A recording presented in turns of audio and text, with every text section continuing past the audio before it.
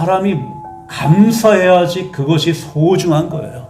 내가 정말 감사한 마음이 들을 때 그거는 내게 소중한 것이고, 감사하는 곳에는 행복함이 있어요. 행복이 있습니다.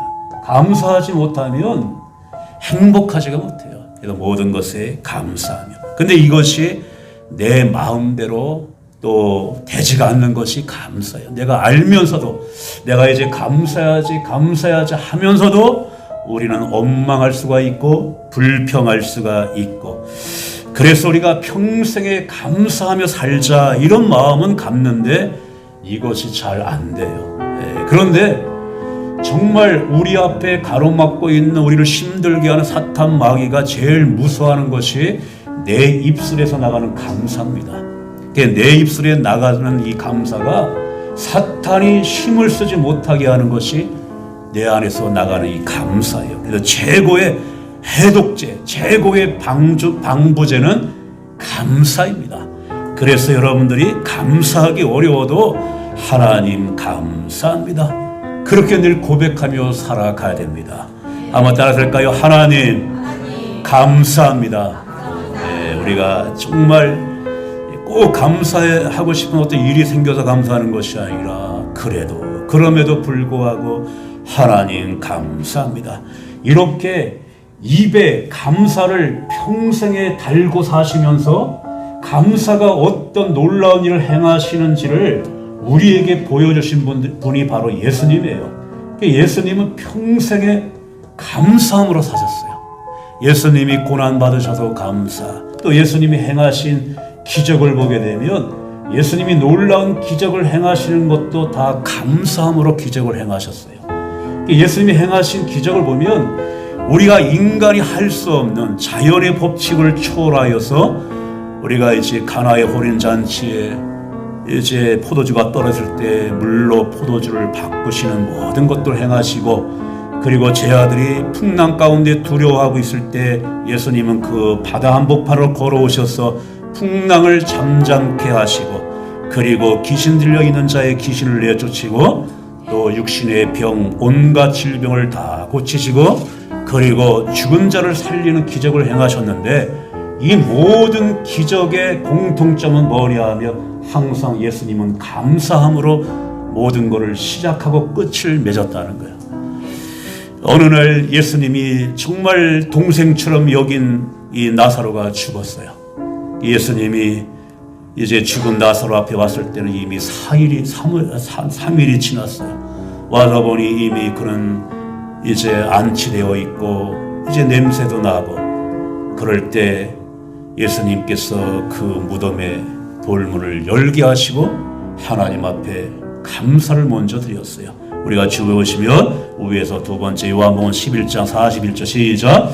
돌을 옮겨 놓으니 예수께서 눈을 들어 우러러보시고 이르시되 아버지여 내 말을 들으신 것을 감사하나이다. 나사로가 살아나기 전이에요. 그런데 죽은 자를 살리기 전에 하나님 앞에 내 말을 들으신 것을 감사하나이다, 먼저 감사를 드렸다는 거, 이게 사실 기적입니다. 내가 감사할 수 없는 상황에서 감사가 나온다는 것이 사실 기적이에요. 그렇게 예수님이 기적을 행하시고 또 나사로를 살린 다음에도 하나님께 내 기도를 들어주신 거 감사합니다. 이 모든 것이 하나님의 뜻입니다. 이렇게, 그래서 예수님은 일이 일어나기 전에 그렇게 될 줄 믿고 먼저 감사를 드렸다는 거예요. 그래서 감사하는 것에는 기적이 나타납니다. 감사의 기도, 왜 우리가 항상 기뻐하고 쉬지 말고 기도하고 범사에 감사하라냐면, 하나님 앞에 기도하게 되면 기도 속에는 감사가 들어가게 돼 있어요. 그렇게 성령이 우리의 마음을 이끌어 가셔요. 암만 속상한 일이 있어도 기도하게 되면 그 안에 하나님 감사합니다. 그러니까 우리 항상 말 속에 감사가 많이 들어가야 됩니다. 우리가 이 말 같은 거, 우리가 언어라는 것이 굉장히 힘이 있잖아요. 잠언서에 보면 우리가 주에 위에서 세 번째 잠언 18장 21절 시작. 죽고 사는 것이 혀의 힘에 달렸나니. 아멘. 그렇게 말 한마디에 따라서 죽고 사는 그러한 쉼이 있기 때문에 그래서 말에는 온도가 있다고 말해요. 그래서 우리가 온도, 감정을 품고 내가 뜨거운 말을 하게 되면 듣는 상대방을 태워버리는 거예요. 또 내가 냉랭하고 냉정한 말을 하게 되면 그 사람을 꽁꽁 얼어붙게 만드는 거예요. 그러니까 따스한 말 한마디를 하게 되면 그 말이 그 사람을 축복으로 사랑으로 품게 된다는 것입니다.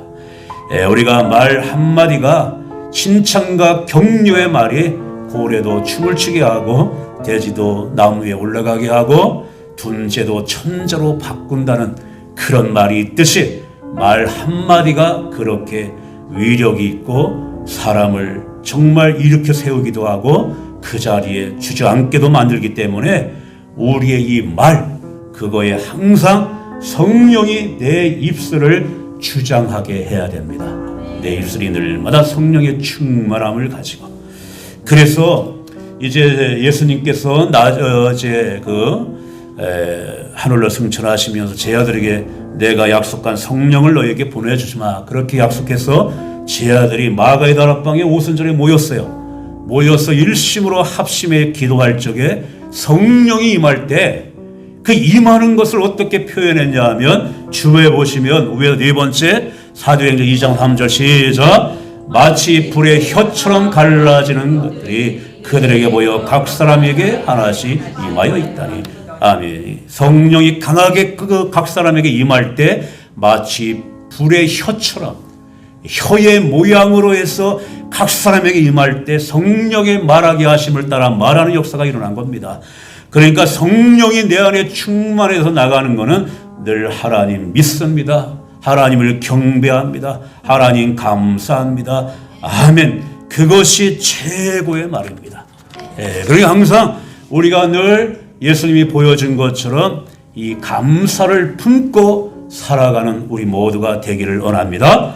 오늘도 읽은 이 말씀, 본문 말씀도 마찬가지. 예수님이 감사함으로 기적을 행하신 말씀인데 때는 이제 갈릴리 벳세다라고 하는 강야에서 예수님이 말씀을 전할 때 많은 무리들이 모였어요.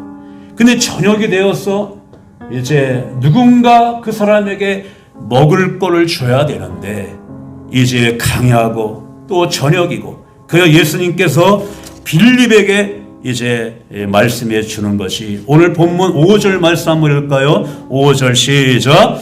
예수께서 눈을 들어 큰 무리가 자기에게로 오는 것을 보시고 빌립에게 이르시되 우리가 어디서 떡을 사서 이 사람들을 먹이겠느냐 하시니.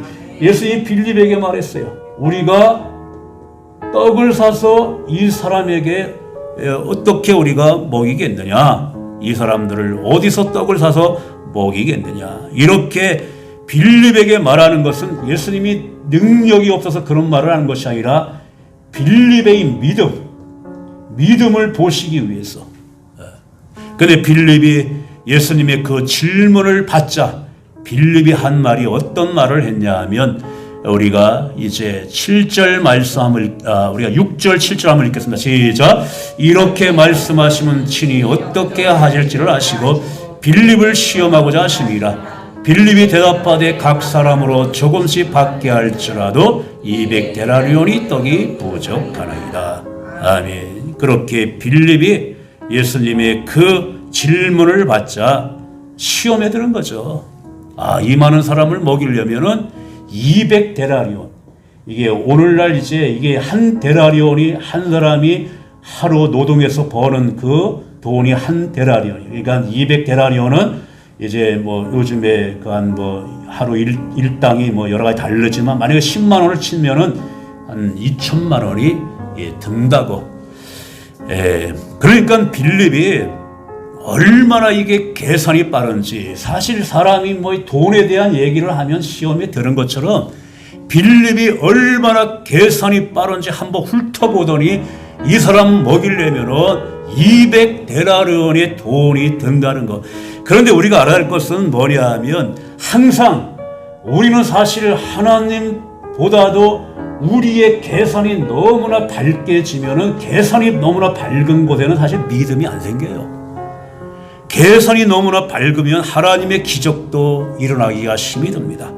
또 감사하기가 어려워요. 왜냐하면 빌립은 지금까지 예수님 곁에서 따라다니며 예수님이 놀라운 능력을 행하시는 것도 지켜봤고 예수님의 말씀을 들으면서 아멘 아멘 했던 빌립인데 막상 현실적인 문제에 부딪히니까 예수님의 말씀도 예수님의 능력도 어디 갔는지 다 사라져버리는 거예요. 그것처럼 우리도 마찬가지예요. 우리가 이렇게 예배를 드리고 하나님 말씀을 듣고 정말 하나님은 우리의 창조자고 우리는 하나님의 자녀라고 이 말씀을 듣고 마음속에 아멘을 하지만 나가서 또 현실적인 문제에 부딪히면 근심 걱정 속에서 한 주간을 보내다가 또 교회 오고 사실 이렇게 하나님의 말씀이 나를 압도하지 아니하면 우리 삶 속에서 하나님의 놀라운 역사가 일어나지 않습니다. 이게 하나님의 능력을 먼저 믿어야 되는 겁니다. 이게 빌립이 먼저 계산한 거예요. 제가 지난주에 이제 오산에 있는 교회 헌신 예배를 가면서 여러분들에도 말했지만 그 교회가 5층 건물로 지었기 때문에 뭐 여러 가지 또 경제적인 그런 감당할 부분이 많은 교회인데 가서 보니까 내가 생각했던 빌립의 생각이 잘못됐다는 생각이 딱 느껴졌어요.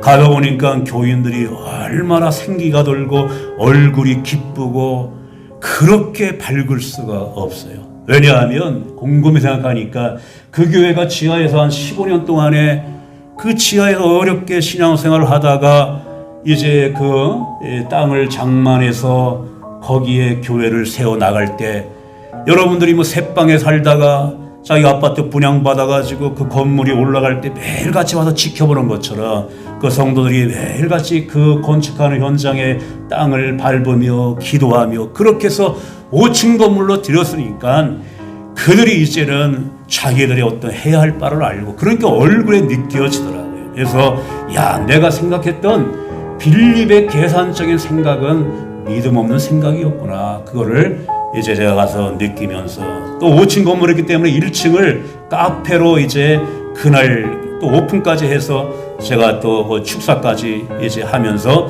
그 목사님이 하는 얘기를 이렇게 귀담아 들으니까 벌써 놀라운 일들이 벌어지더라고요. 그 목사님이 이제 그 간증 같은 걸 하는데 놀라운 일들이 벌어지는 거를 저한테 이렇게 사람들 모인 데서 할 적에 야 인간의 계산하고 하나님이 하시는 거하고는 다르다는 것을 깨닫게 됩니다. 그렇기 때문에 여러분들도 마찬가지예요. 지금 내가 가지고 있는 것만 내 것이라고 생각하면 안 됩니다. 하나님이 하늘문을 열어주셔서 어떻게 나를 축복해 줄지를 모른다는 거예요. 그냥 내가 지금 가지고 있는 것만 내 것으로 알고 그것 때문에 우리가 힘들어하고 그러면 안 됩니다. 하나님이 어떻게 우리에게 어떤 방법으로 역사할 줄 모르는 하나님이십니다. 그러니까 하나님이 능력이 없어서 기적이 일어나는 것이 아니라 우리에게 믿음이 없기 때문에 기적이 일어나지 않는다는 거예요. 한올 창고가 비어있기 때문에 어려운 것이 아니라 내 믿음의 창고가 비어있기 때문에 어렵다는 것입니다. 항상 우리가 기억하는 것은 하나님은 나보다 더 크시다는 거예요. 내가 생각하고 있는 모든 것도 아시면서 모든 것이 하나님께서 주관하시고 하나님께서 창조하신 하나님, 모든 것을 주관하신 하나님, 내가 지금 무슨 생각을 하고 있는지 내가 무엇을 말하고 싶은지까지도 하나님은 아십니다. 우리 주변에 보시면 밑에서 네 번째 시편 139편 2절 말씀 시작. 주께서 내가 안고 일어섬을 아시고 멀리서 나의 생각을 밝히 아시고 아멘. 주님이 이와 같은 분이 하나님이 나의 모든 것들을 알고 계시다는 거예요. 나의 안고 일어섬 나의 생각을 알고 계세요. 내가 지금 무슨 생각으로 지금 내가 어떤 문제 때문에 수고하고 무거운 짐 가운데 있는지도 아십니다. 내가 뭐에 눌려 있는지 어떤 것 때문에 내가 힘들어하는지 아십니다. 나의 희망을 접게 만드는 내 몸에 온갖 질병이 어떤 것인지도 주님은 아세요. 모든 고난과 모든 어려움을 다 아십니다. 그렇다면 모든 것을 하나님이 아신다면 생명을 걸고 하나님을 믿으라는 거예요. 그럴 때 역사가 일어나는 것입니다. 전 세계적으로 모든 나라의 돈을 경제를 쥐고 있고 모든 분야에 뛰어난 자들이 그래도 유대인들이에요. 유대인들. 그래서 미국 노벨상은 두말할 것도 없고 노벨상에 타는 사람이 3분의 2가 다 유대인이고 미국 그는 하버드 대학의 교수 3분의 2가 다 유대인들입니다. 우리가 이 카드 쓰고 이거 결제하는 거 그것도 유대인들을 통해서 처음에 만들어졌기 때문에 다 그쪽으로 가요. 어느 정도 일부분이. 왜 유대인들이 그래도 왜 하나님 앞에 이런 복을 받았냐 하면 유대인들이 아이를 낳던 처음에 가르치는 것이 있어요. 신명기 6장 5절 말씀을 갓난아이에게 꿀을 발라서 핥아먹게 하듯이 그렇게 이 말씀을 처음부터 접하게 하는데 주변에 보시면 밑에도 세 번째 신명기 6장 5절 시작 너는 마음을 다하고 뜻을 다하고 힘을 다하여 네 하나님 여호와를 사랑하라. 아멘. 뜻을 다한다는 뭐냐면 생명을 걸고 하나님을 사랑하라 이 말씀이에요. 너는 마음을 다하고 뜻을 다하고 힘을 다하고 그렇게 목숨 걸고 하나님을 사랑하라. 그런 다음에 그들에게 순서가 있어요. 그들에게 또 어떤 말씀을 그들에게 그 다음 단계로 전했냐면 전도서의 말씀을 전해요. 헛되고 헛되고 헛되다. 우리가 주부에 보시면 밑에서 두 번째 전도서 1장 14절 시작 내가 해 아래서 행하는 모든 일을 보았노라. 보라 모두 다 헛되어 바람을 잡으려는 것이로다. 해 아래 있는 모든 것이 헛되다는 것은 뭐냐면 하나님을 떠나서 하는 모든 건 헛되다는 것을 강조합니다.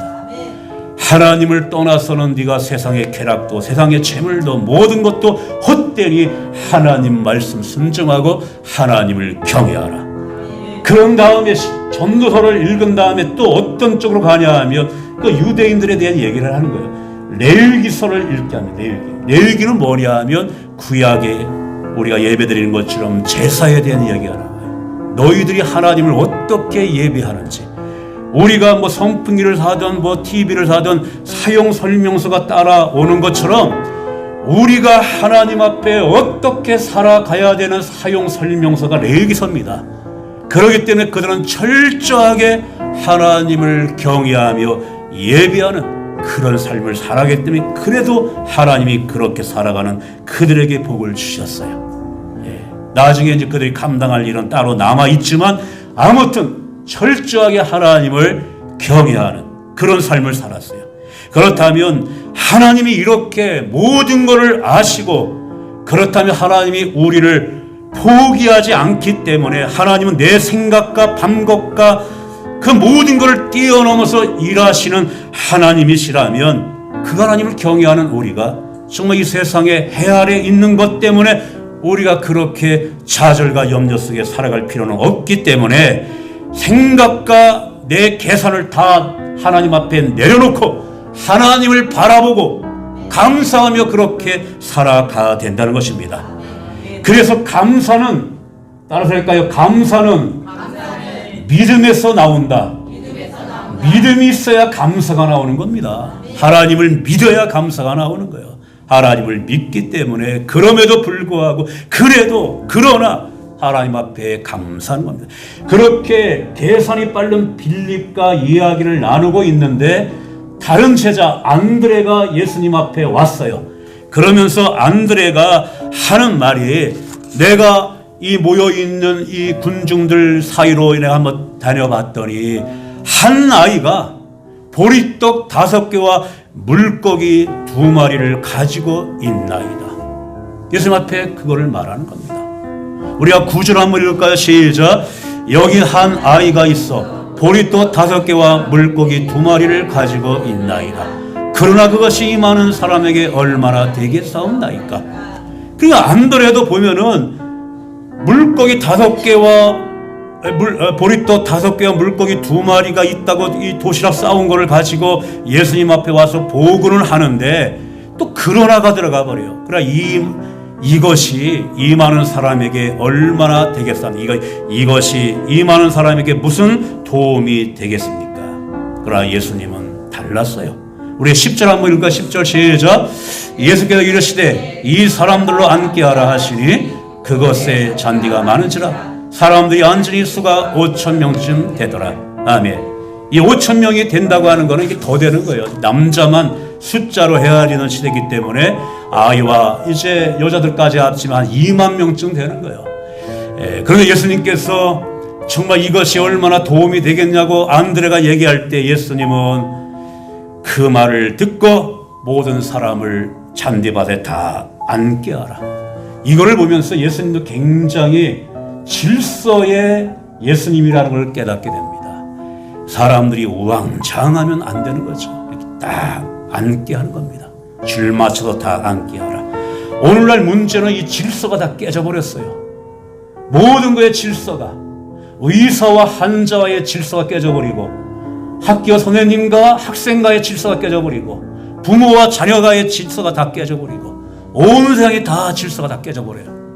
하나님은 모든 것을 창조할 때 질서의 하나님이에요. 딱 해가 뜨고 또한 지구가 이렇게 돌게 하고 사계절의 이 모든 움직이는 모든 변화, 다 이것이 질서 있게 창조했는데 사람들이 이런 질서가 다 깨어지고 있다는 거예요.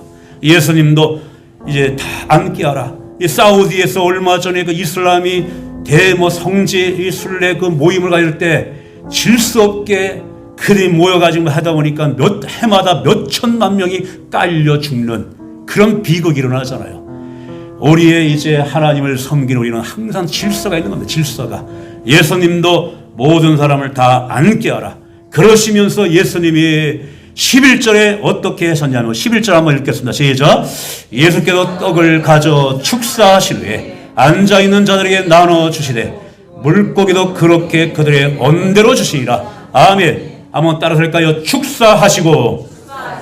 이 말이 뭐냐면 하나님 앞에 손을 들어 물고기 2마리, 보리떡 5개를 하나님 앞에 감사를 드렸다는 거예요. 이것이 보기에는 감사가 안 나올 정도로 지극히 작은 겁니다. 이게 뭐가 감사할 거냐? 그러나 예수님은 지극히 작은 것에도 하나님 앞에 감사를 드렸다는 거예요. 우리는 정말 내가 살면서 뭔가 대단한 일이 내 안에 벌어지고 내가 크게 뭐가 되어질 때 감사하는 경우가 있지만은 그런 경우에 감사하지 않을 사람이 누가 있겠어요? 또 이런 일이 일생에 일어날 확률이 몇 번이나 있겠습니까? 예수님은 감사는 달랐어요. 모든 것에 지극히 작은 것이라도 모든 것에 감사했습니다.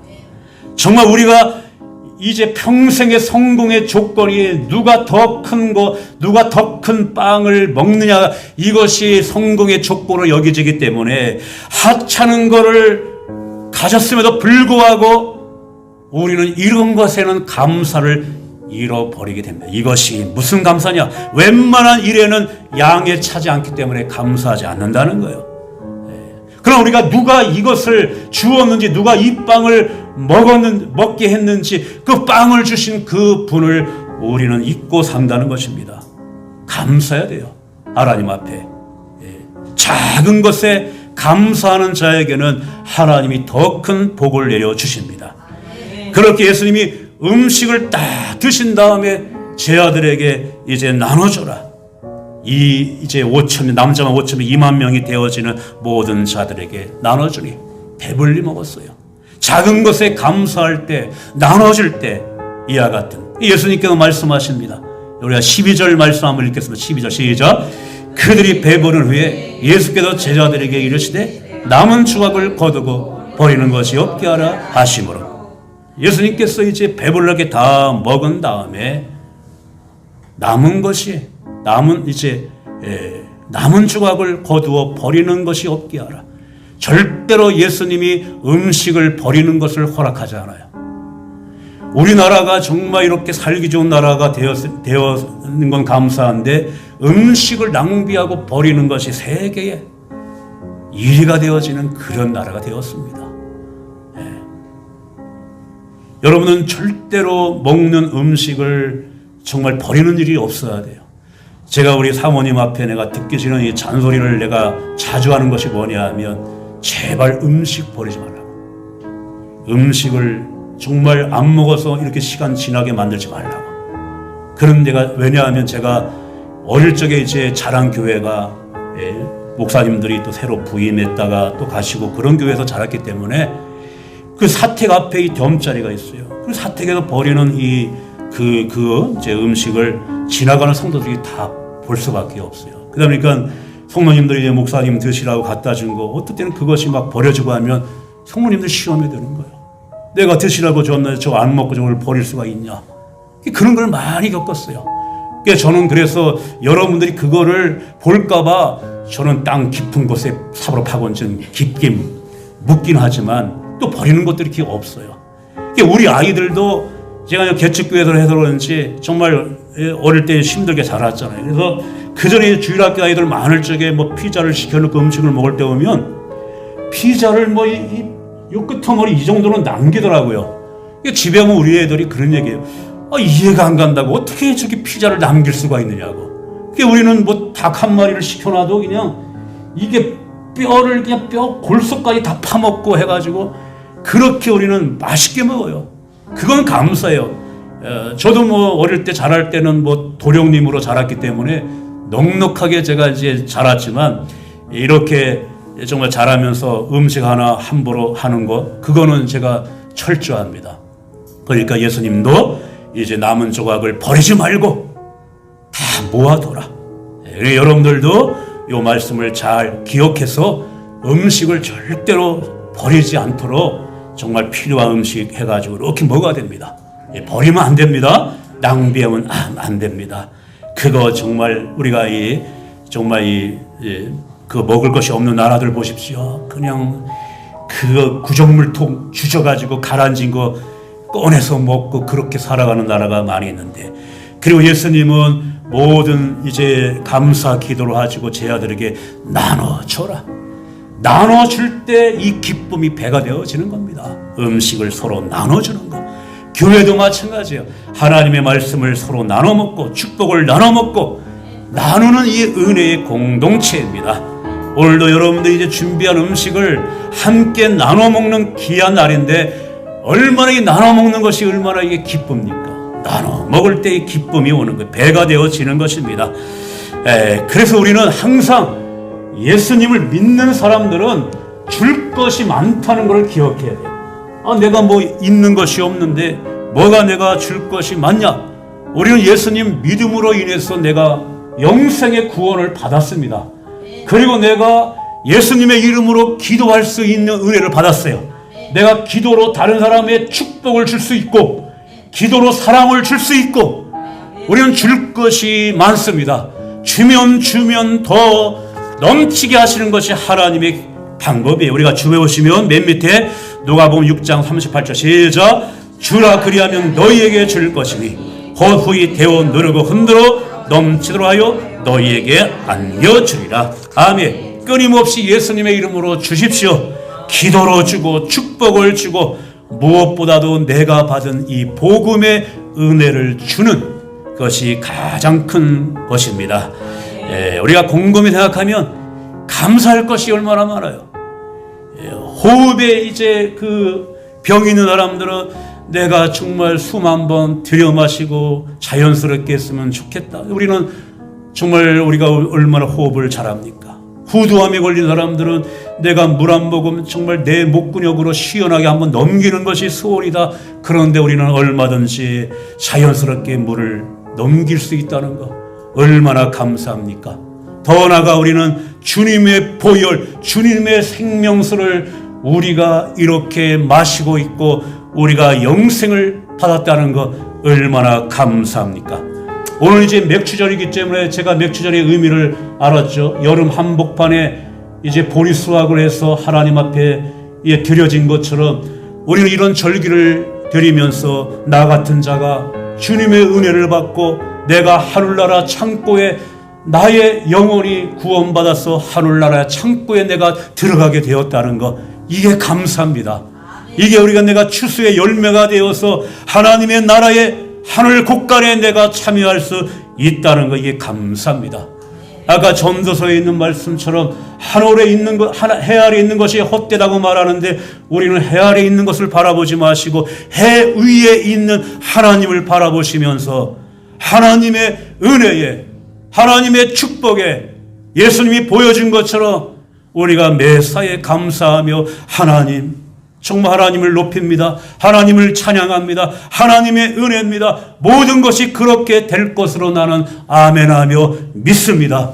이렇게 살아가는 심령 위에 하늘의 은혜가 부어진다는 것입니다. 그리고 우리 앞에 방해하고 힘들게 하는 사탄 마귀는 내 입에서 나가는 감사 속에는 벌벌 떨게 돼 있습니다.